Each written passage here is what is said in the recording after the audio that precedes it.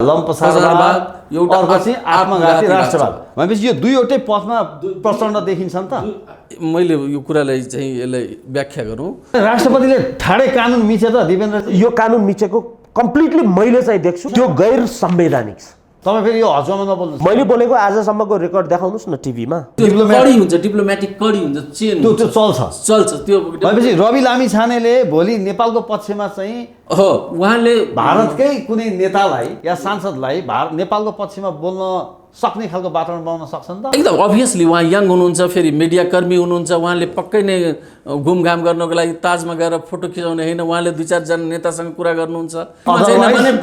बकवास ओके, त्यसबाट चाहिँ त्यो चाहिँ बकवासै हुन्छ हैन। अहिले रविजी पनि इन्डियातिर भिजिटमै हुनुहुन्छ क्या अरे, तपाईँले कसरी हेर्नु भएको छ यसलाई? कोइन्सिडेन्स पनि हुनसक्छ। उहाँले त व्यक्तिगतै भन्नुभएको छ, तर डिप्लोमेसीमा त धेरै खालको आँखा हुन्छ नि त। तर म आज डिप्लोमेसीमा मैले इन्टरनेसनल रिलेसनलाई मेन्टेन गर्न डिप्लोमेसीलाई प्रयोग गर्ने तरिका अलिअलि सिक्न मनपर्ने व्यक्ति म। ठिक छ विपिनजी, जस्तो अन्तिममा आए। अब हामी पोखरालाई अझै पनि आइटा लिएको छ, आइटा कोड आएको छैन। पुरानो एयरपोर्टको बाटो देखाउँछ, टिकट चाहिँ बालाजुसम्मको काट्छ, तर लगेर तपाईँलाई कलङ्कीमै छोडिदिन्छ। भारत जाँदा अलिअलि हिन्दी पनि बोल्नु पर्यो। चलो भाइ हम कल से भारत का भ्रमण है, क्या साइन करना है बोलिए। प्लेनमै कुरा गरेको पनि त मलाई थाहा भएन। अब यसपटक पनि त्यस्तै होला या फरक होला? गम्भीर प्रश्न।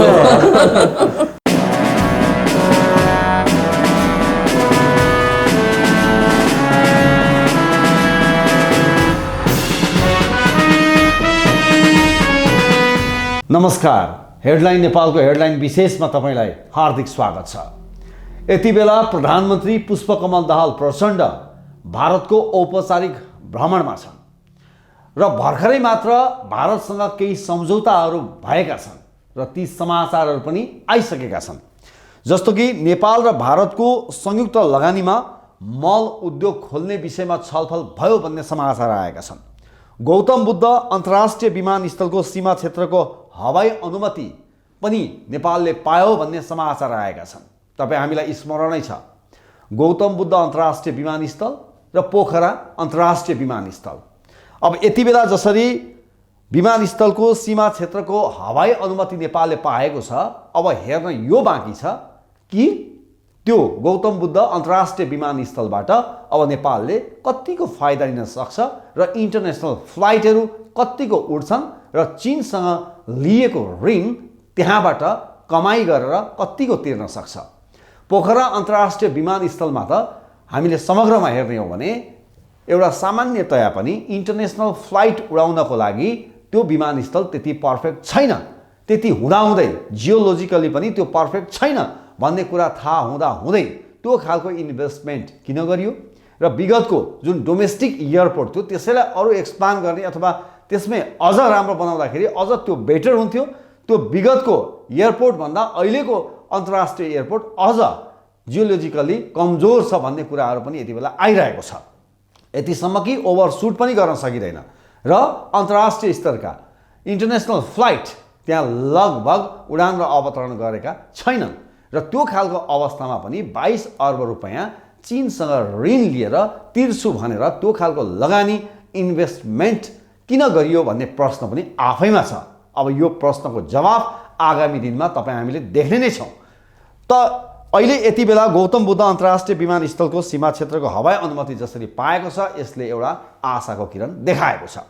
र अर्को पनि हामी प्रसङ्ग जोड्न चाहन्छौँ कि पेट्रोलियम पाइपलाइन, यति बेला पेट्रोलियम पाइपलाइनका कुराहरू जोडिएका छन् र भारतीय प्रधानमन्त्री नरेन्द्र मोदीले हैदराबाद हाउसमा दुवै प्रधानमन्त्रीको संयुक्त पत्रकार सम्मेलनमा भनेका छन् कि सन् 2014मा जब म नेपाल भिजिटमा गएको थिएँ एउटा फर्मुला मैले छोडेको थिएँ, हिट भनेर, त्यही अनुरूप यति बेला हामी अगाडि बढिरहेका छौँ भनेर नरेन्द्र मोदीले बोलेका छन्। हिट भनेको हाइवेज, हाइवेज र ट्रान्सवेज, यसमा हामी फोकस छौँ भनेर भारतीय प्रधानमन्त्री नरेन्द्र मोदीले यो कुरा बोलेका छन्। र त्यस्तै गरिकन नेपाल र भारत बीच यही प्रसङ्ग जोड्दै गर्दा हामीले ट्रान्सवेजको कुराहरू गर्दाखेरि, हाइवेजको कुराहरू गर्दाखेरिमा जस्तो हामीले नेपाल र भारत बीच दीर्घकालीन ऊर्जा सम्झौता पनि भयो र त्यसमा चाहिँ 10 वर्षमा 10,000 मेगावाट बिजुली आयात गर्ने पनि लक्ष्य राखियो भारतले भन्ने खालका समाचार पनि आएका छन्। अब यी कुराहरू भोलि प्र्याक्टिकली कतिको कसरी अगाडि बढ्छन् ती कुराहरू हेर्न बाँकी नै छ दर्शक पनि। हामीले विगतमा पनि प्रधानमन्त्रीहरूका भारतको भ्रमणलाई स्मरण गर्ने हो भने जानुभन्दा अघि र उहाँ पुगेर भ्रमणपछि आएपछि मेरो कालमा मेरो समयमा भारतसँग यति राम्रो सम्झौता भयो कि विगतमा कुनै प्रधानमन्त्रीको भिजिटमा भएको थिएन भनेर यो खालका कुराहरू बोल्ने, तर पछि त्यसको बारेमा समीक्षा नै नहुने। किनभने यति बेला इपिजी रिपोर्ट प्रतिवेदनको बारेमा पनि कुनै कुराकानी भएन भन्ने समाचार पनि आएको छ। पुष्पकमल दाहाल प्रचण्डलाई यति बेला प्रचण्डले आफ्नो पदीय मर्यादालाई उल्लङ्घन गरे भनेर पनि विभिन्न खालको आरोप लागेको छ। प्रधानमन्त्री पुष्पकमल दाहाल प्रचण्ड भारत भ्रमणमा छन्। यता नागरिकता विधेयक भारत भ्रमणमा जानुभन्दा केही घण्टा अघि मात्रै राष्ट्रपति रामचन्द्र पौडेलले प्रमाणीकरण गरेपछि यति बेला राष्ट्रपति र त्यस्तै गरी प्रधानमन्त्रीका पुतलाहरू अहिले दहन हुन थालेका छन्, जुलुस नारा भइरहेको छ। यो खालको स्थिति छ। आखिर यसरी नागरिकता विधेयक यही समयमा किन ल्याइयो? हिजोको संसदले पास गरेको कुरालाई आजको सरकारले अनुरोध गरेर त्यो अनुरोधलाई प्रमाणीकरण गर्ने र लिगल्ली ठिक छ भनेर यदि राष्ट्रपतिको कार्यालयले भन्छ भने यो कतिको संसदीय मूल्य र मान्यताको अवमूल्यन हो या होइन भन्ने प्रश्न पनि यति बेला राष्ट्रपति कार्यालयप्रति तेर्सिएको छ। एउटा संसदले एकपटकको संसदले पारित गरो भन्दैमा अनन्तकालको लागि कसरी हुन्छ? अहिले यो घटना थियो, जति बेला पास गरिएको थियो यो घटना थियो 2079 साउन महिनादेखि असोज 5 गते भित्रको लगभग। तर मङ्सिर 4 मा संसदीय निर्वाचन भयो। उपनिर्वाचन त हिजो अस्ति वैशाख 10 गते भयो भनेपछि अहिले त अर्को म्यान्डेट आइसक्यो। यो अवस्थामा त्यही कुरालाई आधार मानेर राष्ट्रपतिले प्रमाणीकरण गर्न मिल्छ? यो प्रक्रियागत रूपमा त्रुटि छ भन्ने कुराहरू आएका छन्। यसका पक्ष र विपक्षका कुराहरू आएका छन्। कसैलाई अहिले लागिरहेको होला कि यसमा हाम्रा मागहरू पुरा भए। तर अहिले हामी कल्पना गरौँ यदि आफ्ना कुराहरू भन्दा अरूका कुरा थिए र यही प्रक्रियाबाट अरूका कुराहरू यसरी प्रमाणीकरण गरिएको थियो भने अहिले स्वागत गर्नेहरूले के त्यसलाई मान्थे? उनीहरूले यति बेला आगो बाल्थे, सडक प्रदर्शन गर्थे। त्यसैले गर्दा हामीले कहिले पनि विधिका कुरा, नियमका कुरा, कानुनका कुरा, प्रक्रियाका कुरामा मिच्ने कुरालाई जहिले पनि हामीले खबरदारी गर्नुपर्छ। त्यहाँभित्रका कन्टेन्टमा जो नेपालीहरूले नागरिकता पाएका छैनन्, पाउनै पर्ने नेपालीले, तिनीहरूलाई कसरी उपलब्ध गराउने भन्ने जुन कन्टेन्टहरू छ त्यसमा छलफल गर्ने र ती कन्टेन्टलाई मजबुत बनाउने तपाईँ हाम्रो कर्तव्य हो। तर कुनै पनि कुरा गर्दा प्रक्रियागत ढङ्गमा त्रुटि गरेर त्यसलाई मिचेर हामीले काम गर्छौँ भने त्यो दिगो पनि हुँदैन र त्यो एक्सेप्टेबल स्वीकार योग्य पनि हुँदैन। त्यसले गर्दा तत्काल हेर्दाखेरि त आफ्नो लागि फाइदा भएको जस्तो देखिन्छ, तर भविष्यमा यसले नकारात्मक असर चाहिँ लगभग प्राय पार्छ। हामीले अन्य मुलुकका यस्ता खालका घटनामा हामीले इतिहास हेर्ने हो भने पनि यो प्राय गरिकन यसले ब्याकफायर प्रति उत्पादक साबित भएका छन्। त दर्शकवृन्द, यो प्रसङ्ग रहेकै छ र अहिले प्रधानमन्त्री पुष्पकमल दाहाल प्रचण्डको भारत भ्रमणकै क्रममा जस्तो केही बुँदा म यहाँहरू समक्ष प्रस्तुत गर्न चाहन्छु। सुनौली भैरवा इन्टिग्रेटेड चेकपोस्टको शिलान्यास गरिएको छ। नेपालगञ्ज रूपैडिया इन्टिग्रेटेड चेकपोस्टको उद्घाटनको कुराहरू आएको छ। बथनाहा विराटनगर कार्गो रेलको उद्घाटन भएको छ र हामीले पाइपलाइनको कुरा गर्दा अमलेखगञ्जदेखि चितवनको लोथलसम्म पेट्रोलियम पाइपलाइनको शिलान्यास, त्यस्तै गरिकन Gorakhpur new Butwal 400 KB double circuit transmission line निर्माणको शिलान्यास र सिलिगुडी झापा पेट्रोलियम पाइपलाइन निर्माणको कार्यको पनि समझदारी भयो भन्ने कुराहरू आएका छन्। र हामीले यो हाइड्रोको कुरा गर्ने हो भने अथवा हामीले चाहिँ प्रोजेक्टको कुरा गर्ने हो भने तल्लो अरुण हाइड्रोका कुराहरू पनि यहाँ आएका छन्। फुकोट कर्णाली हाइड्रो प्रोजेक्टका कुराहरू आएका छन्। र अर्को प्रसङ्ग रहेको छ, यो अलिकति महत्त्वपूर्ण छ, क्रस बोर्डर पेमेन्टका कुराहरू पनि यहाँनिर आएका छन्। त दर्शकवृन्द, हरेक भिजिटमा यो खालको दमदार प्रस्तुति गर्ने र अझ वास्तवमा भन्ने भने यसपटक त भारतीय प्रधानमन्त्री नरेन्द्र मोदीले नेपालका प्रधानमन्त्री पुष्पकमल दाहाल प्रचण्ड र हाम्रो सहकार्य भनेको चाहिँ सुपर हिट हुनेछ भनेर पनि बोलेका छन्। र यो सँगसँगै यसै बिचमा के भएको छ भने राष्ट्रिय स्वतन्त्र पार्टीका सभापति रवि लामिछाने यति बेला भारततर्फ लागेका छन्। जुन दिन प्रधानमन्त्री पुष्पकमल दाहाल प्रचण्ड भारत प्रस्थान गरे सोही दिन नै रवि लामिछाने पनि भारत गएका छन् 6 दिनको लागि। हुन त त्यो नितान्त निजी काम नै भनिएको छ, तर कतिपयले विभिन्न कोणबाट यो भिजिटलाई अनुमान गरिरहेका छन्। यी अनुमानहरू बेकारका पनि हुन सक्छन्, तर प्रधानमन्त्री गएकै दिन रवि लामिछाने पनि जानु र केही दिन अघि चाहिँ नरेन्द्र मोदीका भाइसँग रवि लामिछानेले भेटे भनेर एउटा तस्बिर चाहिँ सामाजिक सञ्जालमा भाइरल हुनु आखिर के हो त? र भनिन्छ कूटनीतिकमा खालि एउटै तहको मात्रै भेटघाट अथवा एउटै तहको मात्रै कनेक्सन हुँदैन रे। डिप्लोमेसीमा विभिन्न तहका विभिन्न कोणबाट विभिन्न तरिकाबाट पनि भेटघाट र कनेक्सन चाहिँ हुन्छ भनेर डिप्लोमेसीमा त्यो खालका विश्लेषणहरू पनि गर्ने गरिन्छ। त्यसैले आजको हेडलाइन विशेषमा हामीले समग्र यो भिजिटमा भएका जुन सम्झौताहरू र उठेका विषय प्रसङ्ग, त्यस्तै गरी अहिलेको प्रचण्डको यो भ्रमणमा पदीय मर्यादाका विषय प्रसङ्ग, त्यस्तै गरिकन अहिलेको यो भिजिटले अब दूरदर्शी रूपमा आगामी दिनमा कस्तो के खालको प्रभावहरू गर्न सक्छ र त्यस्तै गरी रवि लामिछानेको अहिलेको भारत भिजिटको अर्थ केही रहन्छ वा यो बेकारको कुराहरू हो, आखिर के हो लगायतका विषय प्रसङ्गहरू हामी जोडेर आजको हेडलाइन विशेषमा कुराकानी गर्नेछौँ। र त्यसका लागि यति बेला हामीसँग स्टुडियोमा 2 जना अतिथिहरू हुनुहुन्छ। अन्तर्राष्ट्रिय मामलाका जानकार विपिन देव र त्यस्तै गरी public innovator engineer Dipendra Kanel, 2 जना आजका हाम्रो अतिथि हुनुहुन्छ। दुवैजनालाई हामी स्वागत गर्न चाहन्छौँ। यहाँहरू दुवैजनालाई कार्यक्रममा स्वागत छ। धन्यवाद। Thank you. आराम हुनुहुन्छ दुवैजना? एकदम आराम छु। ठिक हुन्छ। मैले विपिन देवजीबाटै मैले सुरु गर्न चाहेँ। अब तपाईँ त अन्तर्राष्ट्रिय मामलाको जानकार हुनुहुन्छ, धेरै आर्टिकलहरू पनि लेख्नुहुन्छ, आफ्नो विचारहरू चाहिँ पत्र पत्रिका अनलाइनहरूमा पनि आफ्नो विचारहरू राखिरहनु भएको हुन्छ। नेपालको इतिहासमा हेर्ने हो भने जति पनि प्राइम मिनिस्टरहरूले भारत भ्रमण गरे, प्रधानमन्त्री पुष्पकमल दाहाल प्रचण्ड नै एकजना यस्ता देखिरहेछौँ। आकल झुकल के हो मलाई स्मरण छैन।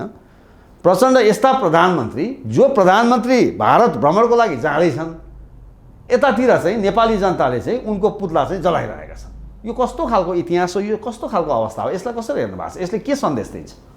एउटा चाहिँ सञ्जीवजी चाहिँ के हो भन्दाखेरि एउटा परराष्ट्र मामिलामा या परराष्ट्र नीतिमा चाहिँ के हुन्छ भने यदि देशको प्रधानमन्त्री यदि वैदेशिक भ्रमणमा हुन्छ भने त्यो अवस्थामा देशका सबै तबकाका मान्छेहरूले आफ्नो सहमति आफ्नो समर्थन दिएर प्रधानमन्त्रीको हातलाई बलियो बनाउनुपर्छ, जसबाट कि प्रधानमन्त्रीले राष्ट्रिय अडान राष्ट्रिय स्वार्थका मुद्दाहरू देश मेरो साथमा छ भने त्यो चाहिँ नैतिक बलको आधारमा जानुपर्छ भने यो इन्टरनेसनल प्र्याक्टिस हो। यो सारा कूटनीतिको एउटा आधार स्तम्भ नै हो यो। तर एउटा चाहिँ के हुन्छ भने तपाईँले प्रचण्डजीको बारेमा मात्रै भन्नुभयो, जुनसुकै प्रधानमन्त्री इतिहासको कालखण्डमा खास गरेर भारत भ्रमण गर्दाखेरि पत्र पत्रिकामा अनावश्यक कुराहरू कोइन्सिडेन्स जोडेर व्याख्या गर्ने। यसको कारण चाहिँ के हो भने हाम्रो देशमा 2 किसिमको, एउटा चाहिँ लम्पसारवाद भयो, भारतसँग त्वमेव शरणम गच्छामि एउटा किसिमको दृष्टिकोण, अर्को चाहिँ आत्मघाती राष्ट्रवाद, यस्तो राष्ट्रवाद जो कि आफ्नो राष्ट्रलाई नै हानि गर्ने। त्यो लम्पसारवाद र आत्मघाती राष्ट्रवाद दुईटा यो धारहरूबाट चाहिँ के छ भने एउटा लम्पसारवाद एउटा चाहिँ आत्मघाती राष्ट्रवाद भनेपछि यो दुईवटै पथमा प्रचण्ड देखिन्छ नि त। मैले यो कुरालाई चाहिँ यसलाई व्याख्या गरौँ, लम्पसारवाद र आत्मघाती राष्ट्रवादको चपेटामा हाम्रो राष्ट्र स्वार्थ परेको हुन्छ, जहाँ कि राष्ट्रिय हित। त्यसकारण राष्ट्रिय हित चाहिँ जहिले पनि नेपालको अन्तर्राष्ट्रिय रिलेसनमा कूटनीतिमा चाहिँ हामी राष्ट्रिय हितलाई, कूटनीतिको सबभन्दा पहिलो सिद्धान्त के हो भने फरेन पोलिसीलाई कार्यरूप दिने चाहिँ डिप्लोमेसी हुन्छ। विदेश नीति र कूटनीतिमा के फरक छ भने कूटनीतिको काम के हो भने विदेश नीतिको सूत्रलाई सम्पादन गर्नु। त्यसकारण चाहिँ के हुन्छ भने आपसी होहल्ला, आपसी खुट्टा तानी र अनावश्यक व्याख्याले चाहिँ के हुन्छ भने राष्ट्रिय स्वार्थ ओझेलमा पर्न जान्छ। त्यसकारण अब तपाईँले नै कुरा उठाउनु भयो, नागरिकता विधेयकको कुरा र प्रधानमन्त्रीको भारत यात्राको कुरा। अब यसमा पोलिसी मेकर यसो कनेक्सन छ कि छैन? पब्लिकमा आशंका जन्मायो क्या। पोलिसी मेकरहरूलाई एउटा कुरा के गर्नुपर्छ भने सोच्नुपर्छ, हरेक कुरामा चाहिँ टाइमिङ हुन्छ। टाइमिङ चाहिँ कतिको महत्त्वपूर्ण, राइट टाइम कुन हो, राइट टाइम के हो। म तपाईँलाई एउटा यसमा अन्तर्राष्ट्रिय नजिर चाहिँ म एउटा दिन्छु। एकचोटि के भएको थियो भने खास गरेर इजरायलसँग भारतले चाहिँ त्यहाँ खास गरेर आफ्नो दूतावास खोल्नु थियो। भारतको दोधारे नीति थियो, इजरायललाई पनि समर्थन गर्थ्यो र मुस्लिम तुष्टिकरणको नाममा पालेस्टाइनलाई पनि यासर एराफातलाई पनि हाय हाय गर्दै थियो। नरसिम्हा र जस्तो चतुर मान्छे, जुन बेला चाहिँ यासर एराफातको भारत यात्रा थियो त्यतिखेर यासर एराफातलाई सोध्यो तपाईँलाई मेरो सहयोग चाहिन्छ कि चाहिँदैन? चाहिन्छ, त्यसकारण मेरो राजदूतावास चाहिँ खोल्नुपर्छ कि पर्दैन? खोल्नुपर्छ भने यासर एराफातलाई दिल्लीमा राख्यो अनि चाहिँ राजदूतावास चाहिँ कहाँ खोल्यो भने इजरायलमा खोल्यो। मुस्लिमहरू पनि त्यतिखेर विरोध गर्न सकेन, मुस्लिम पार्टीहरू पनि बोल्न सकेन, यासर एराफातले पनि विरोध गर्न सकेन। भन्नाले टाइमिङलाई म्यानेजमेन्ट गर्ने डिप्लोमेसीमा चाहिँ महत्त्वपूर्ण कुरा हुन्छ। अब प्रधानमन्त्री जुन दिन जाँदैछ त्यही दिन कोइन्सिडेन्स त्यो कुरा आयो। कोइन्सिडेन्स हो कि इन्टेन्सनली हो? यहाँ त कन्फ्युज यहाँ भइरहेछ नि। यो कोइन्सिडेन्स एउटा चाहिँ राष्ट्रपतिको कार्यक्रम, राष्ट्रपतिको नियम त्यो आफ्नो ठाउँमा चाहिँ त्यो सम्बन्धित ठाउँको विज्ञले भन्ला, तर मलाई के लाग्छ भने नागरिकता कुरा चाहिँ हाम्रो आन्तरिक कुरा हो। विपिन देवजी, तर कस्तो देख्यो तपाईँले भन्नुभयो, ठिक छ नागरिकता यदि हाम्रो आन्तरिक मामिला हो भने जुन बेला चाहिँ प्रचण्ड प्रधानमन्त्री चाहिँ भारतको भ्रमणमा जाँदै हुनुहुन्छ त्यसको 2 घण्टा अगाडि चाहिँ प्रमाणीकरण गर्दा त यो अहिलेको नागरिकता सम्बन्धी विधेयक चाहिँ नेपालको लागि हो कि भारतको लागि हो भनेर एउटा ठुलो म्यासेज र यो खालको प्रचार प्रसार त भयो नि त। यदि यस्तो किसिमको म्यासेज छ भने, यस्तो किसिमको यदि म्यासेजको यदि कसैले व्याख्या गर्छ भने हामी नागरिकता चाहिँ नेपालीलाई दिइरहेको छौँ कि भारतीयले दिइरहेको छौँ? यदि हामी नागरिकता नेपालीहरूको हितमा छ भने भारतलाई यससँग त सिद्धान्त कुनै लेना देना छैन। यसलाई के भन्छ भने policy of appeasement and policy of pamperment. कुनै देशलाई फकाउन, कुनै देशलाई लोभ्याउन, कुनै देशलाई चाहिँ सन्तुष्ट गर्न यदि कुनै पनि डोमेस्टिक नीति लिन्छ भने त्यो आफैमा गलत कुरा हो, त्यो घातक हुन्छ। त्यसकारण मलाई लाग्छ तपाईँ हामी जस्तो मान्छेले यो नागरिकता विधेयक र प्रधानमन्त्रीको भारत यात्रालाई त्यही दिन 2 घण्टाको अन्तर्कालमा भएको त्यो जुन छ त्यसलाई चाहिँ त्यति गम्भीर रूपले र त्यसलाई जोडेर चाहिँ यो धेरै पहिलेको गृह कार्य हो, धेरै नेपालको राजनीतिक वृत्तमा धेरै लामो गृह कार्यको त्यो विषय फेरि बेग्लै जाला। म दिपेन्द्रजीमा पनि आउँछु होइन। अब म तपाईँकोमा आएँ, म फेरि आउँछु विपिनजी तपाईँकोमा। जस्तो दिपेन्द्रजी उहाँले कहाँसम्म कुरा राख्नुभयो भने अब यो नागरिकता सम्बन्धी विधेयक चाहिँ नेपालको लागि हो कि होइन भन्ने प्रश्न नै मुख्य हो नि त। तर अब यहाँ त कस्तो खालको चाहिँ घटनाक्रमले के देखाइरहेछ भने यो नागरिकता सम्बन्धी विधेयक चाहिँ यो नेपालको लागि हो कि भारतको लागि चाहिँ भारतलाई खुसी बनाउन भन्ने सन्देश दिने खालको चाहिँ त्यो खालको म्यासेज त गयो नि। पुतला दहन पनि भइसकेको छ, आज पनि विरोधको कार्यक्रम छ क्यारे। अब तपाईँ यो बताउनुहोस् त, अहिले जसरी नागरिकता विधेयक प्रमाणीकरण भयो त्यसको राइट टाइम थियो कि थिएन? र अर्को कुरो यो नागरिकता सम्बन्धी विधेयक अहिले पार्लियामेन्टमा नलगी सभामुखहरूबाट चाहिँ प्रमाणीकरणको लागि हस्ताक्षर गरेर चाहिँ राष्ट्रपतिकोमा नपठाई सिधै प्रचण्ड नेतृत्वको क्याबिनेटले पठाएर हिजोको पार्लियामेन्टबाट पास भएको चिजलाई आजको पनि त्यही म्यान्डेट हो भनेर प्रमाणीकरण गर्नु, यो घटनालाई तपाईँले कसरी हेर्नु भएको छ? विपिन दाईसँग यो अपर्च्युनिटी दिनुभयो यसको लागि म हजुरलाई धन्यवाद। दाईले भनेको कुरा नै हो यो।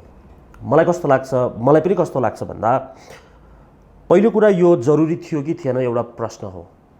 दोस्रो कुरा यो सही हो कि होइन भन्ने एउटा पार्टबाट हेर्न सकिन्छ भने अर्को कुरा प्रोसेसबाट हेर्न सकिन्छ। जस्तो यो प्रोसेस मिल्यो कि मिलेन भन्ने कुरा भयो। आज सामान्य प्रधानमन्त्री पुष्पकमल दाहाल प्रचण्डजी भारत भ्रमणमा हुनुहुन्छ। आज उहाँ कुनै एउटा पार्टीको प्रधानमन्त्री, कुनै एउटा व्यक्ति नभएर आज राष्ट्रको प्रधानमन्त्री हुनुहुन्छ। त्यसकारण दाइले भनेको कुरामा मलाई एउटा कुरा अचम्म लाग्यो, मलाई एकदम मन छोयो। भनेको कुनै पनि देशको प्रधानमन्त्री बाहिर जानु भनेको हामी सबै नेपालीको लागि गर्वको कुरा हो। तर यहाँ पुतला जलाइरहेछन् दाइको त्यो कुराले मलाई त्यहाँ टच गर्यो, किनभने त्यो गर्वको कुरा हो। उहाँको भ्रमण सफल भएर उहाँ आउने बेलासम्म मलाई लाग्छ कुनै पनि पोलिटिकल न्युजहरू, कुनै पनि पोलिटिकल एट्याक गर्ने अर्को पार्टीले होला, अर्को ग्रुपले होला, यस्तो कुराहरू चाहिँ डिप्लोमेसीलाई एफेक्ट गर्छ जस्तो लाग्छ मलाई चाहिँ, पहिलो कुरा। अर्को कुरा, नागरिकता विधेयक भनेपछि केपी शर्मा ओलीको सरकारदेखि सुरु भएको कुरा हो। राष्ट्रपति महोदयलाई त्यही विधेयक रोकेको कारणले गर्दा विभिन्न राजनीतिक अप्ठ्यारो पनि सामाजिक सञ्जालमा देख्न सकिन्छ। त्यो विधेयकमा पुरानो पार्टीले नगरेको एमाले नगरेको र अहिलेको पार्टीले गर्नुपर्ने त्यहाँनिर अलिकति पब्लिक फोरममा डिस्कसन गरेर त्यसलाई राम्रोसँग ल्यान्डिङ गर्न पनि सकिन्थ्यो होला। तर जानभन्दा अगाडि 2 दिन अगाडि गर्नुपर्ने हतार हो होइन, 2 घण्टा अगाडि गर्नुपर्ने हतार त्यो जरुरी थियो जस्तो मलाई पनि लागेन, पहिलो पार्ट। दोस्रो कुरा, म अघि अलिकति संविधान पनि म हेर्दै थिएँ, त्यो विषयमा आउँछु होइन, तपाईँको त्यो विषयमा आउँछ। अब यो प्रोसेसको कुरामा पनि अलिकति छलफल गरौँ न। जस्तो अब हिजोको म्यान्डेटबाट पारित भएको थियो हिजोको सांसदहरू, किनभने यो घटना भनेको तपाईँको गएको 79को साउन महिनादेखि लगभग असोज महिनाको चाहिँ 5 गतेसम्मको घटनाक्रम न हो यो।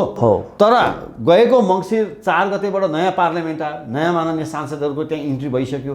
उपनिर्वाचन हिजो 80को वैशाख 10 गतेबाट आए भनेपछि हिजोको पार्लियामेन्टले जे कुरा पास गर्यो त्यो कुरा चाहिँ हुबहु आजको पार्लियामेन्टले लान्छ भनेपछि त यो त अनन्तकालसम्मको लागि एकपटक पास भएपछि त तपाईँको अनन्तकालसम्म स्थापित गर्ने खालको अवस्था रह्यो नि त। आजको पार्लियामेन्टले हिजो पास भएका कुरा पनि 2/3 यदि पुग्छ भने त त्यो चेन्ज हुन्छ। तपाईँको 4वटा कुरा भएको संविधानको विश्वमै लगभग त्यो परिवर्तन हुन्छ भनेपछि न सभामुखलाई त्यहाँ प्रयोग गरिएको छ, न त्यो बाटो अप्नाइएको छ, न अहिलेको संसदीय व्यवस्था अनुसार पार्लियामेन्टमा चाहिँ नि त्यो खालको छलफल पनि गराइएको छैन। भनेपछि यो खालको हतारो, यो खालको चाहिँ नि क्रसिङ, फास्ट ट्र्याकबाट जानुपर्ने आवश्यकता चाहिँ कहाँ देख्नु भएको छ तपाईँले? अब मैले यसलाई कम्प्लिटली सिधै पोलिटिकल वेमा डाइभर्ट गरेर मैले त्यसरी आरोप त लगाउँदिनँ। तर प्रश्न कुरा के देखिन्छ भन्दा अब पहिलाको पार्लियामेन्टले पहिलाको प्रधानमन्त्री चुज गर्यो होला, अहिलेको पार्लियामेन्टले त नयाँ प्रधानमन्त्री चुज गर्छ। पहिलाको पार्लियामेन्टमा पहिलाको विधेयक प्रस्तुत भयो होला, अहिले अर्को विधेयक प्रस्तुत हुन्छ। त्यो नै हो मैले बुझेको। नर्मली संविधानमा हामीले देख्ने सिम्पल कुरा नै त्यो नै हो। र पार्लियामेन्टलाई छलेर जुन तरिकाबाट विधेयक प्रस्तुत नभइकन र जुन सदनमा यो उत्पत्ति हुन्छ, यो विषय पार्लियामेन्टरियनहरूले निकाल्ने विषय हो, त्यो सदनको प्रमुख अथवा राष्ट्रिय सभाको अध्यक्ष र प्रतिनिधि सभाको सभामुखले प्रमाणीकरण गर्नको लागि उहाँले प्रस्ताव गर्ने भन्ने कुरा यहाँ संविधानमा क्लियर लेखिएको छ। तपाईले संविधान अगाडि राखेर बस्नु भएको छ। यदि संविधानमा त्यस्ता बुदाहरू हुन्छन् जस्तो जो संविधानमा लेखिएका हुँदैनन्, त्यस्तो नयाँ घटनाक्रम भयो जस्तो भूकम्प आयो अथवा सुनामी आयो, नेपालमा कहिल्यै नआउने सुनामी आयो, त्यस्ता विषयहरू भयो भने प्रधानमन्त्रीले सिधै राष्ट्रपतिकोमा लग्न सक्नुहुन्छ। यो त कमन सेन्स, यो त सिम्पल कुरा हो। यसमा प्रोसेसमा फेलर हो। यो गर्नै नमिल्ने तरिकाबाट गरिएको छ एउटा। अर्को कुरा, गर्न जरुरी थियो कि थिएन त्यो पोलिटिकल्ली बढी विश्लेषण होला अर्को तर्फबाट। तर यो छिटो होइन, ढिलो गरे पनि यो तरिका चाहिँ मिलेन। अब विपिन देवजी, जस्तो तपाईँ त अन्तर्राष्ट्रिय मामलाको जानकार हुनुहुन्छ, धेरैवटा विदेशका कानुन, संविधान, त्यहाँका तौर तरिकाहरूलाई तपाईँले निहालिरहनु भएको हुन्छ, अध्ययन पनि गरिरहनु भएको हुन्छ। अहिले जुन किसिमले नेपालमा प्र्याक्टिसहरू भइरहेको छ नि, मतलब एकपछि अर्को गर्दै शङ्कास्पद कामहरू के, जस्तो कानुनलाई चाहिँ एक किसिमले चाहिँ प्रयोग गर्ने, कानुन एकातिर छ, अर्को किसिमले प्रयोग गर्ने, अनि विभिन्न खालका विरोधका कुराहरू अहिले पब्लिकले पनि त्यो कुरालाई विरोध गरिरहेको छ। अहिले यो जस्तो यो नागरिकता सम्बन्धी विधेयकमा पनि जुन तरिका भयो, यो तरिका त सिधै हेर्दा हामीले यो कानुन पल्टाएर हेर्नेमा त सिधै गलतै छ नि त। भनेपछि आज जुन खालको प्र्याक्टिस चाहिँ अहिलेको प्रचण्ड नेतृत्वको सरकारले जुन कानुनी प्र्याक्टिसहरू गरिरहेछ, यो यस्ता खालका प्र्याक्टिस छ, यो अहिले पार्लियामेन्टलाई चाहिँ जसरी क्रस गर्ने खालको अवस्था छ, डेमोक्रेटिक मुलुकमा यो विश्वमा तपाईँले धेरै अध्ययन गर्नुभएको छ, यो खालको प्र्याक्टिस हुन्छ? तपाईँलाई जानकारी छ? खास गरेर के हुन्छ भने प्रजातन्त्र भन्नाले के हो भने एउटा निष्ठाको शासन हो। यहाँ चाहिँ नेतृत्व वर्गमा जब निष्ठा, जब मान्यता, प्रजातान्त्रिक मूल्य मान्यताप्रति मान्यतामा यदि नेतृत्व कमजोर हुन्छ भने त अक्षरमा लेखिएका कानुनले चाहिँ के गर्छ भने त्यसको व्याख्या र अव्याख्यामा राजनीतिक चाहिँ ओझेलमा परेको छ। खास गरेर 46 सालदेखि हालसम्म नेपालमा कुनै चिज कमजोर भएको छ भने त्यो नेतृत्वप्रति आस्था जनताको चाहिँ कमजोर भएको छ। अब एक जमाना बीपी कोइराला, गणेशमानजी या किशुनजी या मनमोहन अधिकारी प्रति जुन मान्छेको आदर भाव थियो, अहिलेको नेतृत्व पङ्क्तिमा त्यो आदर भावको कमी किन भएको छ भने त्यो मौलिक प्रश्न हो।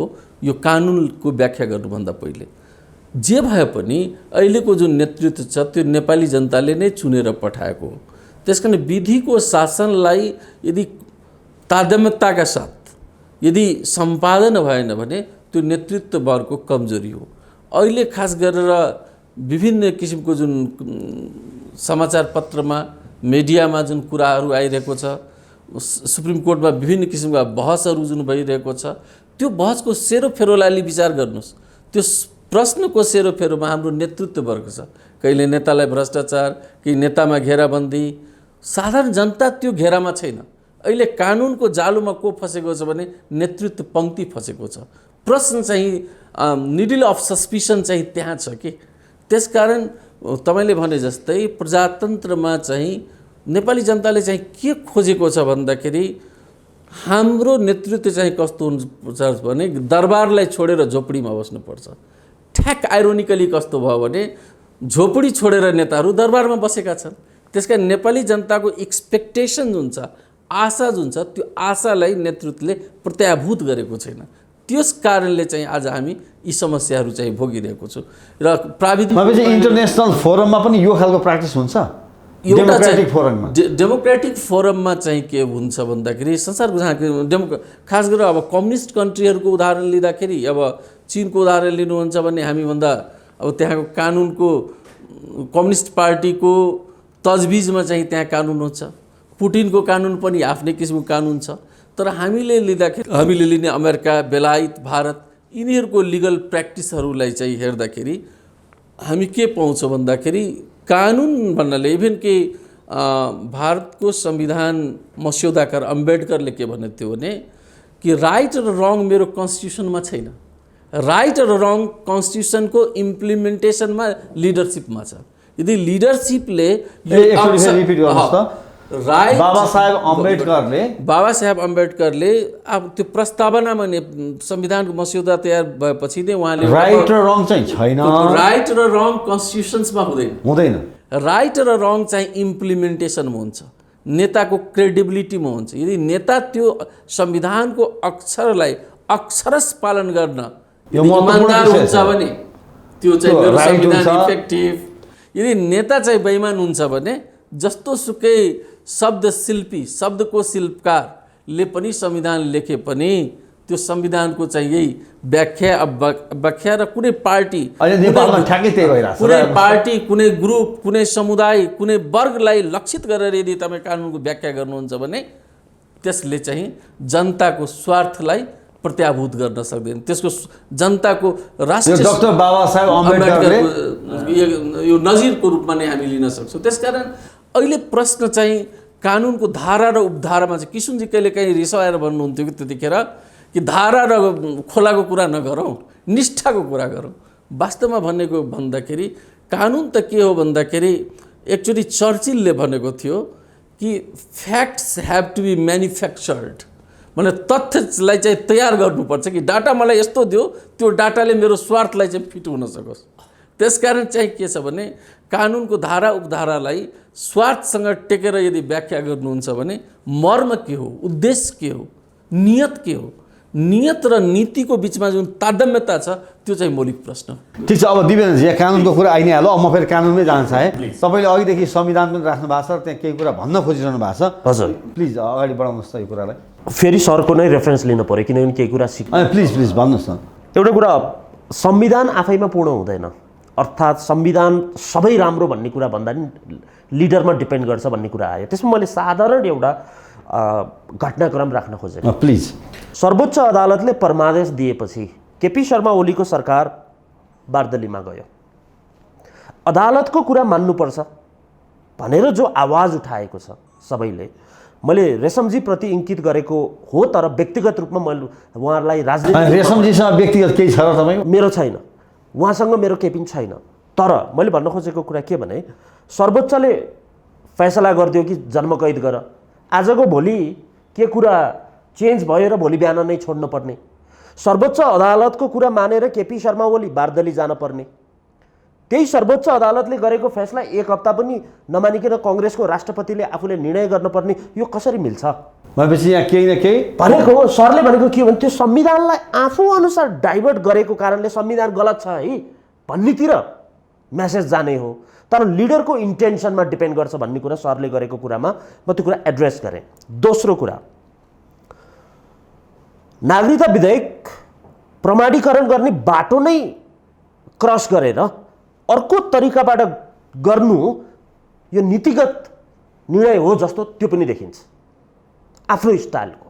होइन भने बाटो क्रस गर्नुपर्ने जरुरी पनि छैन। त्यही त किन यसरी हडबडाए, किन यसरी अतालिए भन्ने कुरा यही त यहाँनिर प्रश्न आइरहेछ। यतिखेरै एकदमै त्यो भन्छ तातै खाउँ जली मरौँ भन्छ के, खाना त खानै हो, खानु छ भने एकदम तातो खायो भने त मुख त पोल्छ नि, छालामा पनि समस्या आउन खोज्छ नि, होइन? तपाईँले अघिदेखि संविधान पल्टाउन खोजिरहनु भएको छ, यो कुरालाई अगाडि बढाउनु। यो संविधानमा त्यही विधेयकको कुरामा उहाँहरूले टेकेको धारा भनेको पहिलेदेखि संविधान नै उठाएको हो। यो टेबलमा बसेर राष्ट्रपति 61 नम्बर धारा, त्यसमा संविधानको 61 नम्बर धारा हो। राष्ट्रपतिको काम कर्तव्य भनेको छ र यसमा प्रश्न के लेखेको छ भने राष्ट्रपति नेपालको राष्ट्राध्यक्ष हुनेछ, निजले यस संविधान र सङ्घीय कानुन बमोजिम आफ्नो कार्य सम्पादन गर्नुपर्नेछ भनेको छ। संविधान र कानुन बमोजिम भनेको छ। अब यता 66 टेकेको छ भनेको छ। 66 मा के भन्छ भने उपधारा 1 बमोजिम अधिकारको प्रयोग वा कर्तव्यको पालना गर्दा यो संविधान वा सङ्घीय कानुन बमोजिम कुनै निकाय वा पदाधिकारीको सिफारिसमा गरिने भनी किटानी साथ व्यवस्था भएको कार्य बाहेक मात्रै गर्न पाउँछ।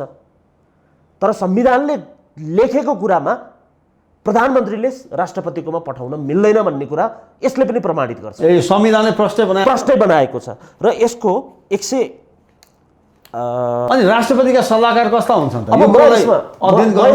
कस्तो कुरा जस्तो लाग्छ मलाई भने म पनि पछिल्लो जेनेरेसनको हुन त बुढो भइसकेँ, होइन? पछिल्लो जेनेरेसन भन्ने मात्रै हो। तर पहिलाको डिप्लोमेसी र अहिलेको डिप्लोमेसी, पहिलाको लिडरहरूलाई दिने सजेसन र अहिलेको सजेसन, राष्ट्रपतिले ठाडै कानुन मिचे त दिपेन्द्र? यो कानुन मिचेको कम्प्लिटली मैले चाहिँ देख्छु। अब म कानुनको लाइसेन्स छैन, म मुद्दामा जान सक्दिनँ, तर यसमा राष्ट्रपतिले नेपालको संविधान मिच्नु भएको छ एउटा यो प्रश्न। त्यहाँको सचिवालयले के हेर आफै गम्भीर प्रश्न त्यो हेर्न सकिएला।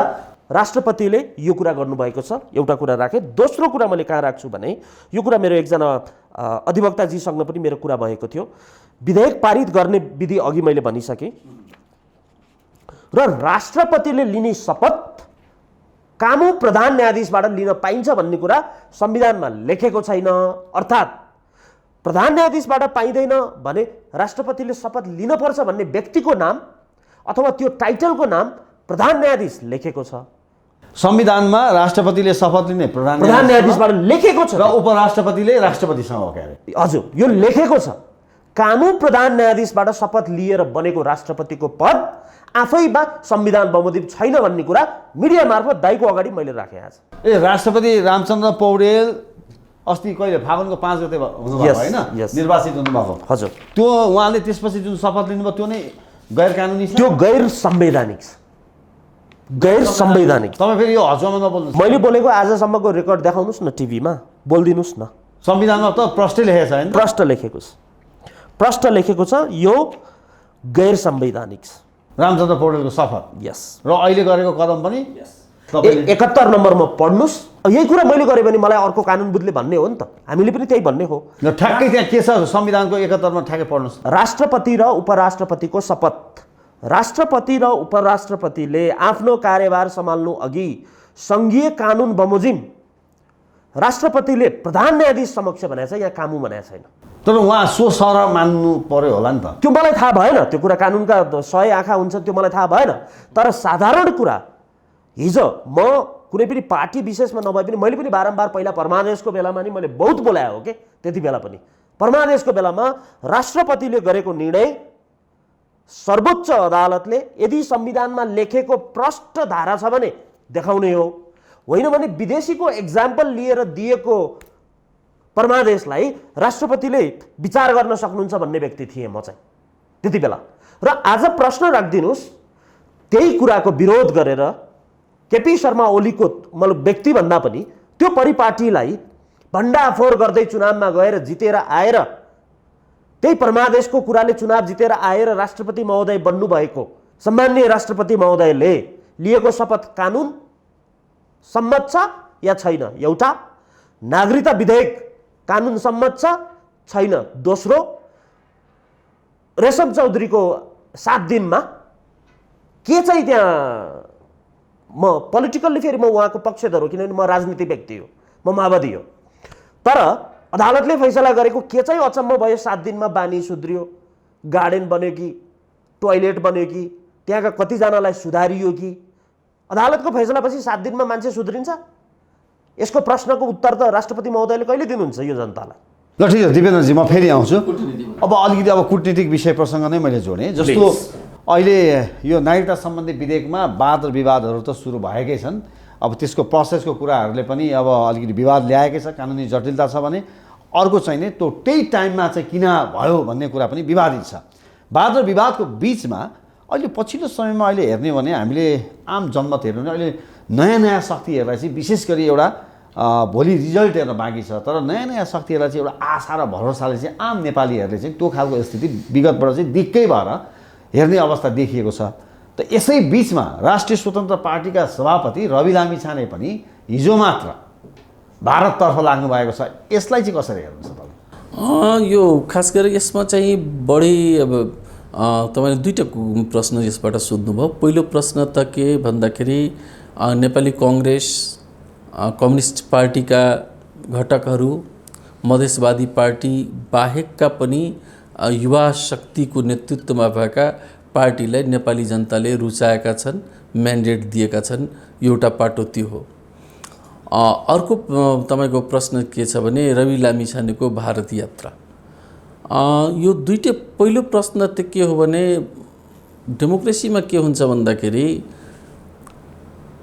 राजनीतिक पार्टीको विकल्प के हो भने अर्को राजनीतिक पार्टी, त्यसको पार्टीको विकल्प चाहिँ केही हुँदैन, दलको विकल्प दलै हुन्छ। यसको तपाईँलाई एउटा उदाहरण दिउँ, किनकि राजनीतिमा र कूटनीतिमा नजिरको धेरै ठाउँ हुन्छ र नजिर चाहिँ सबभन्दा करेन्ट डेमोक्रेटिक कन्ट्रीहरूबाट नै लिनुपर्छ।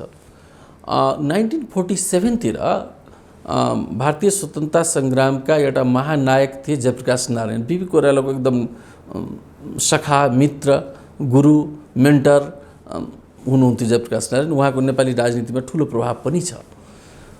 उहाँले चाहिँ के भन्नुभएको थियो, देशको करप्सनको कारण चाहिँ के हो भने पोलिटिकल पार्टी हो, पोलिटिकल पार्टीले नै भ्रष्टाचारलाई ब्रिड गर्छ भनेर उहाँको ठम्माइ थियो।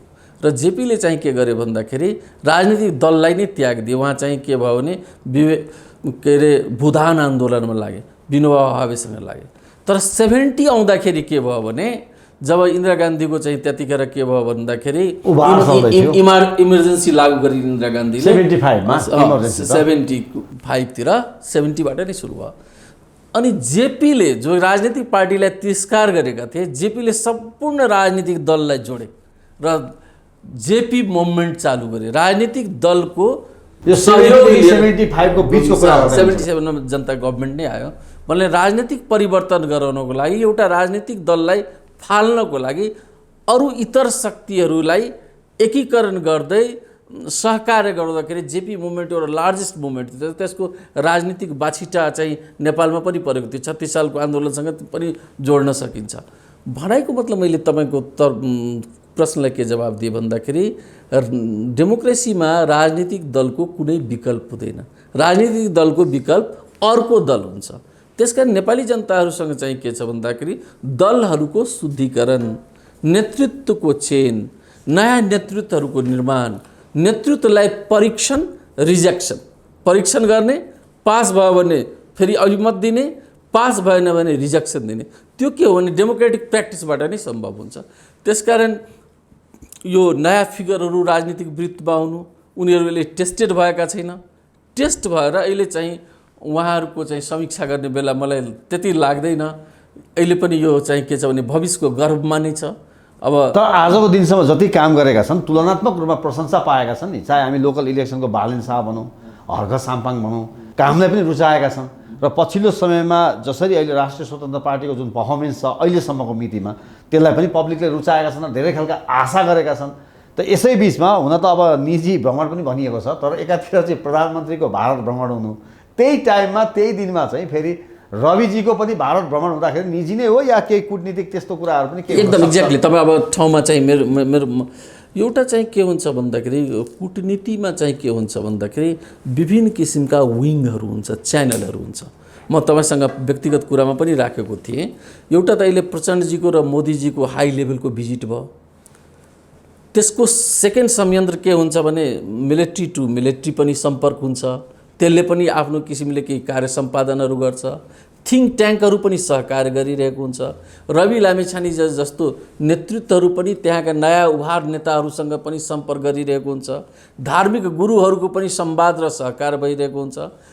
तपाईँ हामी जस्तो पत्र पत्रिकामा लेख्ने मान्छेहरूको बोल्ने पनि संयन्त्र हुन्छ। र खास गरी यो कूटनीति हरेक च्यानलबाट चाहिँ एक्टिभेट भएपछि चाहिँ के हुन्छ भने दुई देशको सम्पर्क र सम्बन्ध घनीभूत भएर चाहिँ अगाडि बढ्छ। र नेपालको चाहिँ सबभन्दा सौभाग्य कुरा के थियो भने बिपी कोइराला इन्डियन फ्रिडम मुभमेन्टमा भएकोले गर्दा चाहिँ के थियो भने उहाँको समकक्षीय साथीहरू पनि भारतीय राजनीतिमा धेरै थिए। त्यसकारण नेपालको समस्या भारतसँग केही भएको कुरा भारतीय नेताहरू नेपालको पक्षमा चाहिँ बोलिदिने गर्थे। यो ट्रेन्ड चाहिँ यहाँसम्म चन्द्रशेखरसँग हुँदै गिरिजाबाबुको टाइममा शरद यादवहरूलाई पनि जहिले जेपी मुभमेन्टको हामी कुरा गऱ्यौँ, शरद यादवले इन्दिरा गान्धीको इमर्जेन्सी टाइममा नेपालमा शरण लिएका थिए। कर्पूरी ठाकुरहरू, गिरिजाबाबुले सबलाई तराईमा व्यवस्थापन गर्नुभएको थियो। नेपाल भारतको सम्बन्ध बिग्रिने बेलामा यो शरद यादव, कर्पूरी ठाकुरहरू भारतको संसदमा बोलेको थियो। 63 मा बीपीको पक्षमा डाक्टर लोहियाले बोल्थे। विश्वेश्वर प्रसाद कोइरालाको समयमा डाक्टर लोहियाले चाहिँ नेपालको पक्षमा संसदमा बोल्थे। इभन गिरफ्तारी दिनुभएको थियो। एउटा तपाईँलाई रोचक कुरा सुनाऊ, राणा शासनको विरुद्धमा डाक्टर लोहियाले खास गरेर भारतीय राजदूतावासको अगाडि मोहन शमशेरको विरुद्धमा चाहिँ सत्याग्रह गरेका थिए, गिरफ्तारी दिएका थिए। त्यतिखेर पटेल गृहमन्त्री थिए। भनेको मतलब के थियो भने भारत र नेपालको मात्र यस्तो किसिमको रिलेसन छैन। इभेन इन्डियन इस्यु अमेरिकामा प्रब्लम हुन्छ भने केही सेनेटरहरू भारतको पक्षमा अमेरिकामा बोल्छन्। कडी हुन्छ, डिप्लोमेटिक कडी हुन्छ, चेन त्यो चल्छ। त्यो भएपछि रवि लामिछानेले भोलि नेपालको पक्षमा चाहिँ हो उहाँले भारतकै कुनै नेतालाई या सांसदलाई नेपालको पक्षमा बोल्न सक्ने खालको वातावरण बनाउन सक्छन् त। एकदम अभियसली उहाँ यङ हुनुहुन्छ, फेरि मिडियाकर्मी हुनुहुन्छ। उहाँले पक्कै नै घुमघाम गर्नको लागि ताजमा गएर फोटो खिचाउने होइन, उहाँले 2-4 जना नेतासँग कुरा गर्नुहुन्छ। उहाँ राष्ट्रवादी मान्छे हुनुहुन्छ, राष्ट्रको हितमा बोल्नुहुन्छ। तपाईँ हामीले कुनै व्यक्तिसँग कुरा गर्दाखेरि त नेपालको हक हितमा राखेर कुरा गर्ने। त्यसकारण यो डिप्लोमेटिक प्र्याक्टिसमा चाहिँ जति भिजिट भयो, जति संवाद भयो, त्यसबाट संवादले सम्बन्धलाई सुमधुर बनाउँछ। एउटा म तपाईँलाई फेरि एउटा उदाहरण मलाई याद आयो। अहिले पाकिस्तानको लिडरसिप चाहिँ के छ भने कमजोर छ। पाकिस्तान अनसर्टेनिटीमा गएको छ। अब भारत र पाकिस्तानको त केही जति गरे पनि त छिमेकी हो। अब त्यहाँको चाहिँ के भयो, बोर्डरमा सिज फायर गर्नु पर्यो। अनि बाजपा भन्नाले त्यहाँको सैनिक अधिकारी र अजित डोभालको बिचमा एउटा सेकेन्ड ट्र्याक डिप्लोमेसी सुरु भयो। त्यसबाट चाहिँ के भयो भने बोर्डरमा चाहिँ अलि सम्बन्ध चाहिँ सहजीकरण भयो।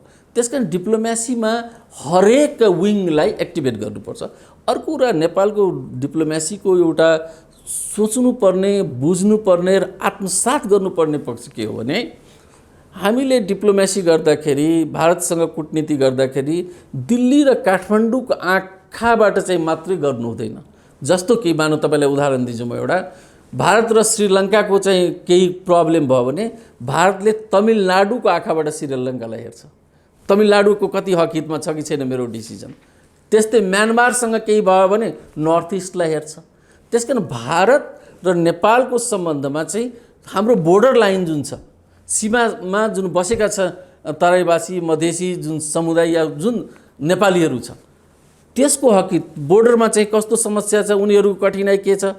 त्यसकारण जबसम्म नेपाल भारतको डिप्लोमेसी तराइयन लेन्सबाट देखिँदैन भने त्यो कूटनीतिमा चाहिँ सन्तुलन र समरूपता आउँदैन र हाम्रो हितमा हुँदैन। त्यसकारण यो ट्रेडिसनल बनारस र पशुपतिनाथको कूटनीति चाहिँ अबको युगमा चल्दैन। अहिले अर्थ कूटनीति हो। भू राजनीति चाहिँ के हो भने निर्मम विषय हो। यसमा भावना हुँदैन, यसमा चाहिँ स्वार्थको सन्तुलन हुन्छ।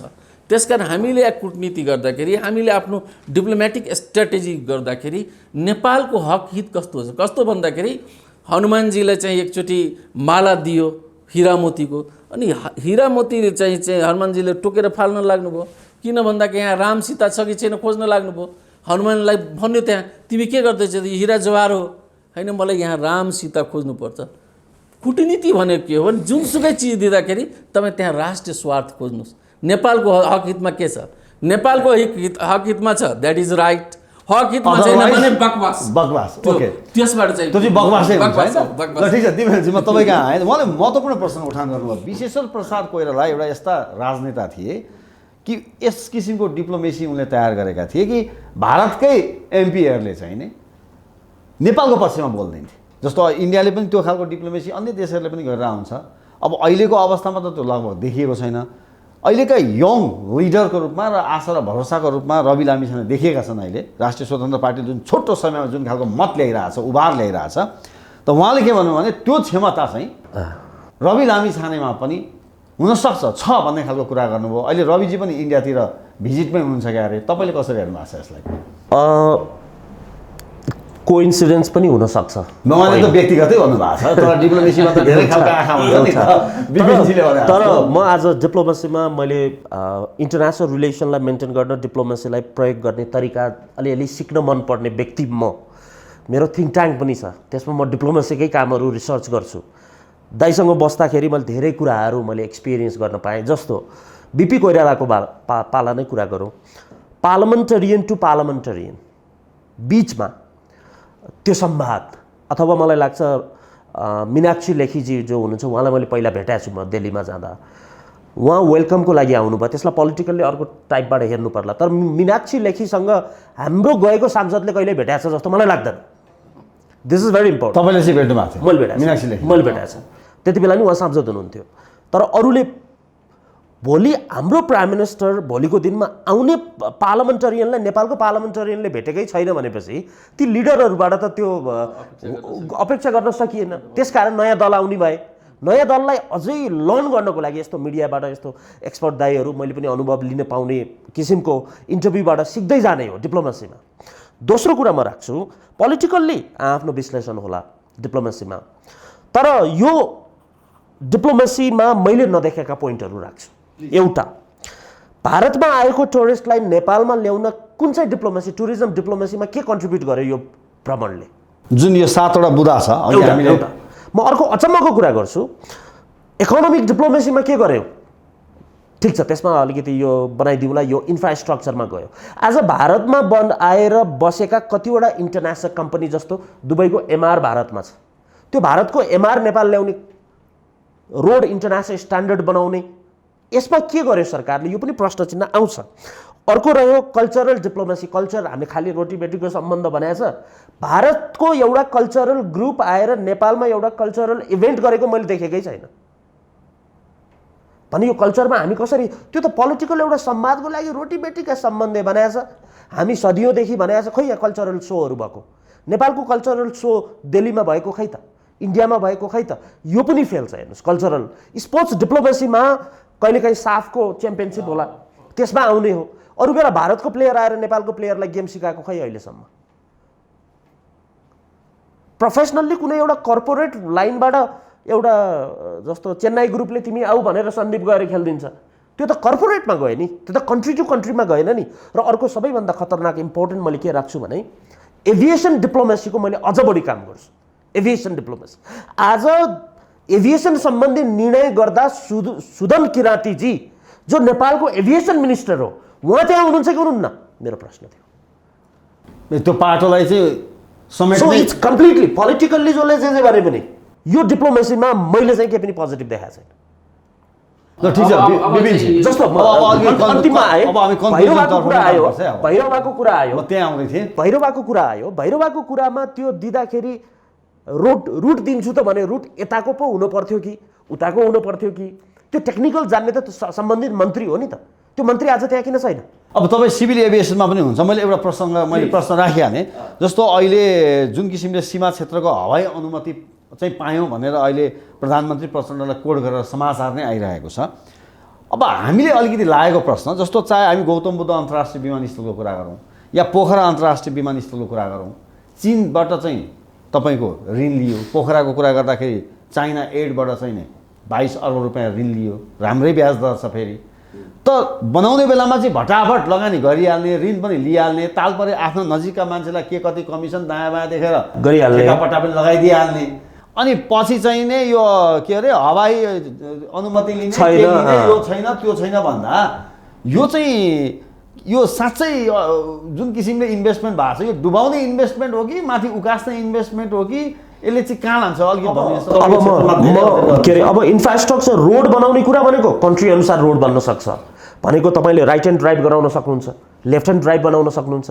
तपाईँको कन्ट्रीमा माउन्टेनको अगाडि तपाईँलाई फ्लाइओभर हाल्दा मजा लाग्छ भने फ्लाइओभर हाल्न सक्नुहुन्छ। तर डिप्लोमेसीभित्रको एभिएसन डिप्लोमेसी एउटा हो, मैले प्रयास गरेको हो, जसले गर्दा मैले नेपालमा कलेजेसहरू छैन, एयर होस्टेसको लागि केही ट्रेनिङहरू छ, एउटा पाइलट पढ्ने नेपालमा किन बनाउन सक्दैन? डिप्लोमेसी भने के भारत हैन, उता के अरे बङ्गलादेश जानुपर्ने, साउथ अफ्रिका जानुपर्ने, साउथ अफ्रिकामा गएर आएर बनेको पाइलटले नेपालमा उडाउँदा प्लेन क्रासहरू बढी भइराखेको छ। यहाँनिर एक्सपर्टिज प्रिपेयर नगर्ने, एभिएसनमा यो एउटा प्रब्लम रह्यो। अर्को कुरा हजुरले भनेको, अब हजुर पनि धेरै एभिएसनमै हिँड्नुहुन्छ, पहिला एयरपोर्ट बनाउने सर, पछि डाँडा काट्ने, यहाँबाट प्लेन नै आउँदैन भनेर। कुन चाहिँ एभिएसन डिप्लोमेसी हो? बिना आएटाको पर्मिसन, बिना आएकाको पर्मिसन, उसले बिना एयर रुटको पर्मिसन अन्तर्राष्ट्रिय एयरपोर्ट बनाउन पाइन्छ? पोखराले अझै पनि आएटा लिएको छ, आइटा कोड आएको छैन। पुरानो एयरपोर्टको बाटो देखाउँछ, टिकट चाहिँ बालाजुसम्मको काट्छ, तर लगेर तपाईँलाई कलङ्कीमै छोडिदिन्छ। एयरपोर्ट त नयाँ बन्यो। त्यसकारण यो त कम्प्लिटली फेलर डिप्लोमेसी हो एउटा। दोस्रो कुरा, जे पनि बनाइदिइहाल्ने, यो अर्को कुरा भयो, ऋण पनि लिइदिइहाल्ने, बनाइदिइहाल्ने। र चाइनालाई अब ऋण तिर्न सक्छ। अब यो बनाउँदाखेरि पनि इन्टरनेसनल डिप्लोमेसीमा अलिकति सरले भन्नु होला, अलिकति उहाँहरू कमजोर देखियो। किन देखियो भन्दा लगानी चाहिँ चाइनाको ल्याउने, बनाउन चाहिँ चाइनालाई दिने, तर त्यो त बन्ने पो हो त। मेन त त्यहाँ आउने प्लेन त आकाशबाट आउँछ, त्यो त इन्डिया चाहिन्छ। सो इन्डियाले को डिसिजन अनुसार चाइनाकोमा गएको भए यो चाहिँ राम्रो हुन्थ्यो, किन बेजिङको रुटबाट त्यहाँ ल्यान्ड हुने त होइन। सो त्यो फेलर डिप्लोमेसीमा केपी शर्मा ओलीले अथवा रविन्द्र अधिकारीले त्यति बेला जुन निर्णय लिनुभयो, अहिले त मेरो दाइ हुनुहुन्छ प्रदीप अधिकारी, यो चाहिँ फेलर निर्णय थियो। त्यो कुरा अब जनताले कति बुझ्छ कति बुझ्दैन त्यो अर्को पार्ट। ठिक छ विवेक, एउटा चाहिँ म इन्जिनियर साहबको कुरालाई अलि अगाडि बढाउँछु। एउटा गम्भीरतापूर्वक के लिनुपर्छ, यसपालिको भिजिट जुन छ, अहिले तपाईँले कुरा गर्नुभयो, 7 वटा सम्झौताको कुरा गर्नुभयो, यसलाई खास गरेर अहिले जनतालाई बुझ्ने भाषामा चाहिँ हामीले के गर्छौँ, प्रचण्डजीको भिजिटको स्ट्रेन्थ र विकनेसमा जाउँ, सफलता र असफलता दुइटैलाई हामी खेलौँ। अब अन्तिमतिर पनि जाउँ है विपिनजी, किन समयको पनि कुरा हुन्छ। यसलाई चाहिँ सानो सानो, जस्तो कि कोभिडको क्राइसिसमा आपूर्ति सप्लाईमा, तेल र इन्धनको सप्लाईमा कमी भएन हामीलाई। त्यसको कारण के थियो भने यो पाइपलाइन, पेट्रोलको जुन पाइपलाइन थियो, त्यसले गर्दा चाहिँ के भयो भने आपूर्तिमा चाहिँ प्रब्लम भएन। त्यो स्ट्रेन्थ हो। अहिलेको भिजिटमा चाहिँ पाइपलाइनमा बढी अधिक जोड दिएको छ, दुईटा झापामा पनि यता चितवनतिर पनि। भारत सबभन्दा बढी सशङ्कित नेपालसँग के छ भन्दाखेरि उसलाई सबभन्दा बढी डर छ टेरोरिज्म, आतङ्कवाद, सेक्युरिटी थ्रेट। त्यसमा चाहिँ पाकिस्तान पनि हुनसक्छ, चीन पनि। त्यसकारण सेकेन्ड भिजिटमा सेकेन्ड चाहिँ पोइन्ट के छ भने चेक पोस्टमा जोड दिएको छ। थर्ड मुद्दामा चाहिँ रेलवे नेटवर्किङमा छ। यसको कारण के हो भन्दाखेरि जुन बेला चीनले प्रपोजल दिएको थियो कि पिसरमा ओलीको टाइममा, त्यतिखेर $56 बिलियन को प्रोजेक्ट थियो। काठमाडौँ पोखरा कहाँ चिनिया रेल आउने भनेर तपाईँ हामीले कथा सुनेका थियौँ। त्यतिखेर अमेरिकी सेक्रेटरी अफ स्टेट पोम्पियोले तत्कालीन नेपालका विदेश मन्त्रीलाई भनेको थियो, तपाईँको इकोनोमी नै 20 बिलियनको छ, 56 बिलियन चाहिँ ऋण लिनुहुन्छ, यसलाई कसरी धान्न सक्छ, तपाईँको इकोनोमी नै धान्न सक्दैन। त्यो कुरा यथार्थ हो। चिनिया ऋणबाट चाहिँ के छ भने दक्षिण एसिया आक्रान्त भएका छन्। 65 बिलियन लोन चाहिँ पाकिस्तान चाइना पाकिस्तान कोरिडोरमा लगानी छ। पाकिस्तान पनि धाराशाही भइसक्यो, श्रीलङ्का पनि इकोनोमिक धाराशाही भइसक्यो, बङ्गलादेश अलि इन्डियन इकोनोमीसँग इन्टिग्रेटेड भएर दम लिइरहेको छ। भनेको साउथ एसियामा जुन इकोनोमिक क्राइसिस छ, त्यो इकोनोमिक क्राइसिसको बिचमा अहिले वर्ल्डको फास्टेस्ट ग्रोइङ इकोनोमी इन्डिया भएको छ। त्योसँग हामीले इन्जिनियर साहबले भने जस्तै कतिमा हाम्रो इकोनोमिक ग्रोथको लागि लाभ लिन सक्ने, त्यसको लागि हाम्रो डिप्लोमेसी प्रायोजित हुनुपर्छ, परिचालित हुनुपर्छ रणनीतिका साथ।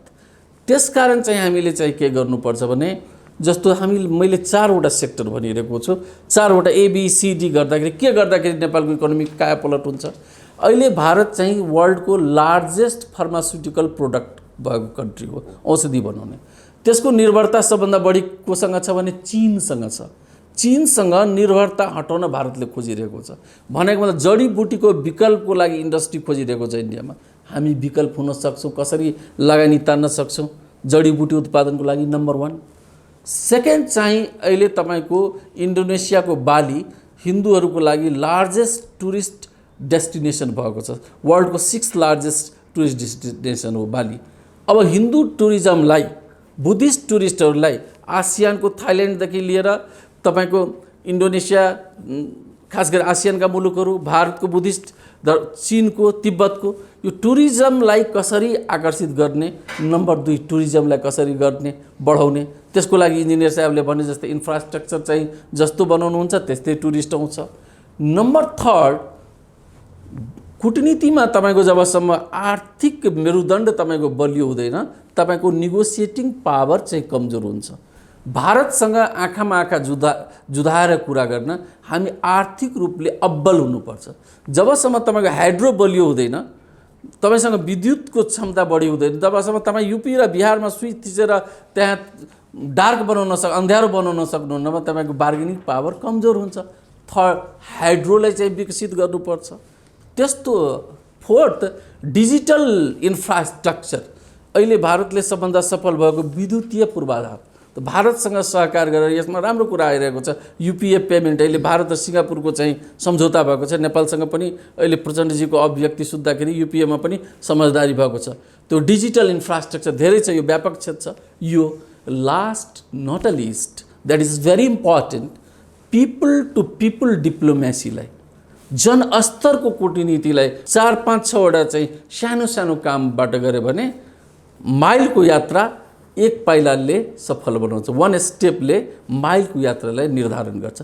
त्यसकारण अब कूटनीति भनेको लफाबाजी होइन, ठुलो गफ गर्ने होइन, जुन कुराले जनताको जीविका स्तरलाई डाइरेक्ट प्रभावित गर्छ, सानो कुराबाट चाहिँ, र समग्रमा नेपालको हक हितलाई मध्यनजर राखेर होइन, नेपालको हक हितमा पुरै केन्द्रित भएर चाहिँ कूटनीतिले अगाडि बढाउनुपर्छ। त्यसमा चाहिँ प्रचण्डजीको भिजिटले सफलता पाओस् भने हाम्रो चाहिँ शुभकामना रहनेछ। अब अन्तिम प्रश्न म तपाईँकोमा आएँ। जस्तो उहाँले महत्त्वपूर्ण प्रसङ्गहरू गर्नुभयो, केही बुदाहरू, जस्तो हरेक भिजिट हामीले हेर्दाखेरि उयो चलचित्रमा हुन्छ नि, हरेक चलचित्र लन्चिङ गर्दाखेरि मेरो चलचित्र असाध्यै राम्रो छ होइन, पटक पटक त्यो डाइरेक्टरले चाहिँ मुभी बनाएको हुन्छ, विगतको भन्दा यो चाहिँ विशेष छ भन्छ होइन। हरेक भारतसँगको यात्रा, वैदेशिक यात्रा र विशेष गरी भारतसँगको यात्रा, हरेक भारतको यात्रापछि हरेक प्रधानमन्त्रीले के भन्छन् भने यो असाध्यै मेरो पालामा जति उपलब्धिमूलक कहिल्यै छैन। अब हाम्रो प्रचण्डजीको पनि यो पहिलो प्रधानमन्त्री भएर पहिलो भिजिट त होइन, उहाँ नै हिजो प्रधानमन्त्री हुँदा पनि के कस्ता कुराहरू सम्झौता गए, त्यसका इम्प्लिमेन्टेसन के भए, त्यसका चाहिँ नराम्रा पक्षहरू अथवा समस्याहरू, च्यालेन्जेसहरू कुन पाटोमा थिए होइन, सक्सेस हुने वे कुन कुन बाटोमा थिए भन्ने कुराहरू कहिले पनि अहिलेसम्म समीक्षा भए देखिँदैन होइन। हामी एग्रिमेन्ट गर्छौँ, सम्झौता गर्छौँ, तर यसको इम्प्लिमेन्टको विषयमा चाहिँ नि पछि खासै चाहिँ त्यसको चाहिँ त्यति गम्भीरताका साथ चाहिँ चियो चर्चा चाहिँ हुने गरेको छैन। हाम्रो चाहिँ यो ट्रेन नै जस्तो छ क्या। अब यसपटकको यो अवस्थालाई चाहिँ तपाईँले कसरी हेर्नु भएको छ? अब यसपटक पनि त्यस्तै होला या फरक होला? गम्भीर प्रश्न।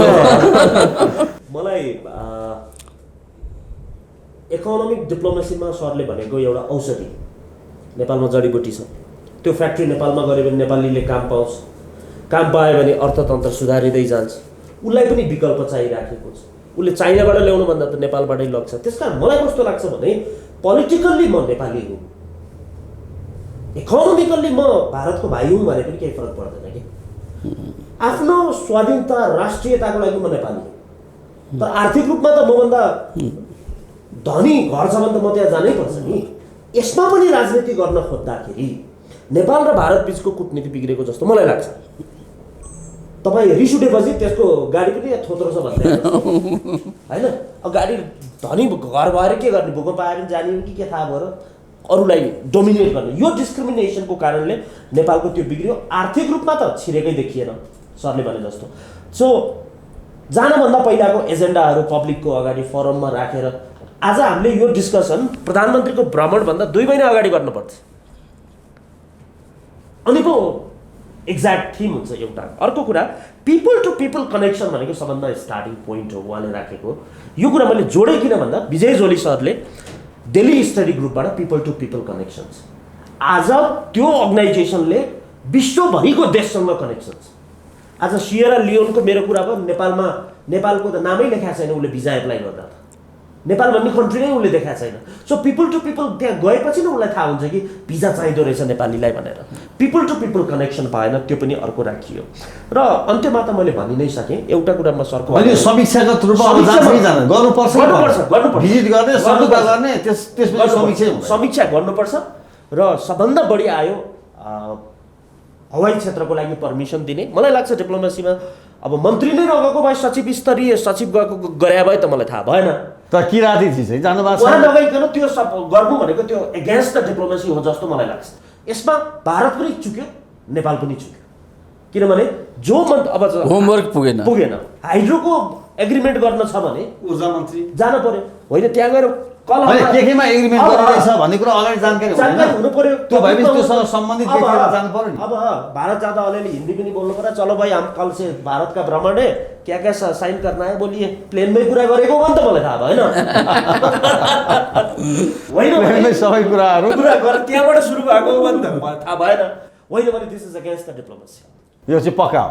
अब अन्तिममा विपिनजी, अब मोदीजीलाई, भारतीय प्रधानमन्त्री नरेन्द्र मोदीलाई प्रधानमन्त्री पुष्पकमल दाहाल प्रचण्डले नेपाल भिजिटको निम्तो दिनुभयो अरे, समाचारमा आइरहेको छ। अब मोदीजीको भिजिट कहिले होला त नेपालमा? अब यो अहिले के छ भने, खास गरेर म अहिले बढी इन्डियाको रिफरेन्स दिएँ। कारण के हो भने, एउटा चाहिँ बुझ्नुपर्छ सञ्जीवजीलाई, म एकदम सहज भाषामा भन्छु।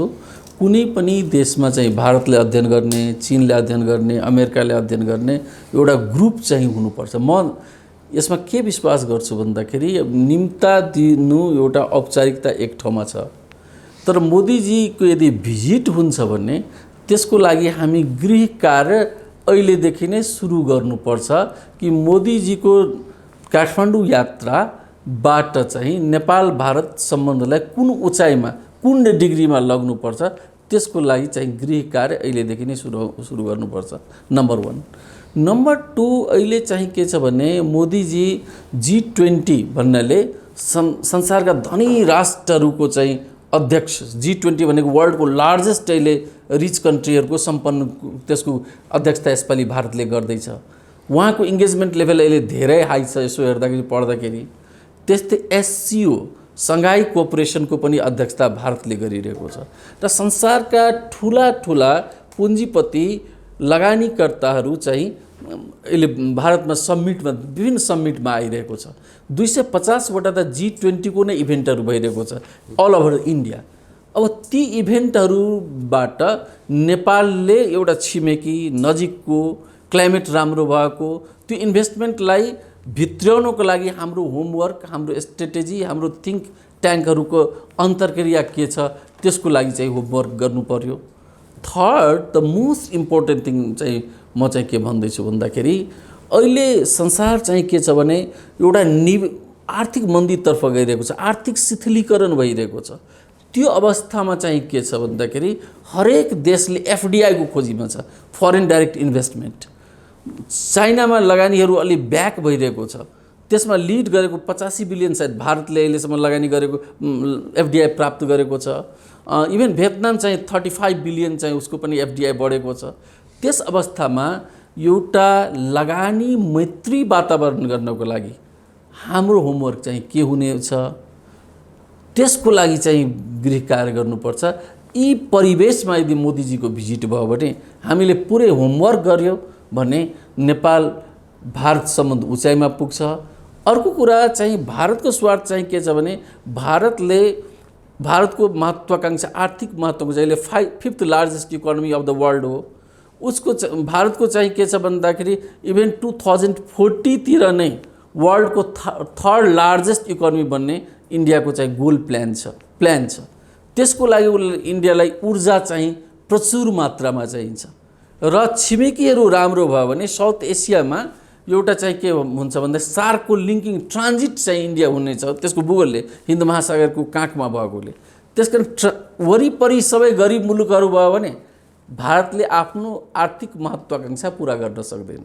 छिमेकी धनी हुनै पर्छ अनि मात्रै चाहिँ अस्थायित्व हुन्छ आफ्नो समृद्धिमा।